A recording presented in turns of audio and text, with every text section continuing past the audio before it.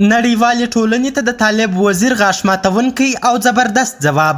د رسمیت پیژندنې په تړاو یې د نړیوالو ستر پیشنهاد په کلکه رد کړ. دا چې دغه طالب وزیر د نړیوالو کوم مهم پیشنهاد رد کړ او داسې کوم پیشنهاد دی چې طالبان یې په کلکه ردوي، همدا ټول معلومات را سره همدغه ویډیو کې کتلی سئ.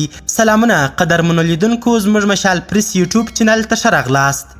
دلاور وایي نړیواله ټولنه د رسمیت پیژندلو لپاره په حکومت کې د 15 تنو د شاملېدو غوښتنه کوي. د طالبانو د حکومت یوه جګپوړي چارواکي نن وویل نړیوالې ټولنې ورڅخه غوښتي دي چې که د هغوی په خوښه 15 تنه په حکومت کې شامل کړي نو د طالبانو حکومت به په رسمیت وپیژني.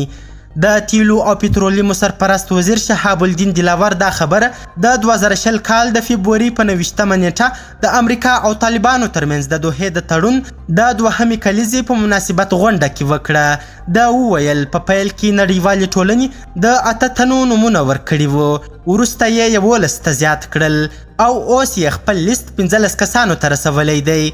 دلاور ونه ویل چې په دې لیست کې د چا نومونه شامل دي، خو یادونه یې وکړه چې دوی ته په ورسپارل سوي لیست کې شامل کسان غداران دي چې و به نه منل سي. د زیاته کړه دا کسان به هغه مهال منل سوي وای چې طالبانو د سیاسي خبرو په نتیجه کې واک ترلاسه کړی وای. شهاب الدین دلاور همدا راز وویل اسلامي امارت له مخکې څخه د پراخ بنسټه حکومت د جوړولو هڅه کړې ده. د دلاور په وینا اوس هم د حکومت ټول مامورین او ټیټ رتبه کارکوونکي د پخواني نظام د وخت کسان دي. قدرمنو لیدونکو، ډیره زیاته مننه چې ویډیو مو تر اخري شیبو کتل.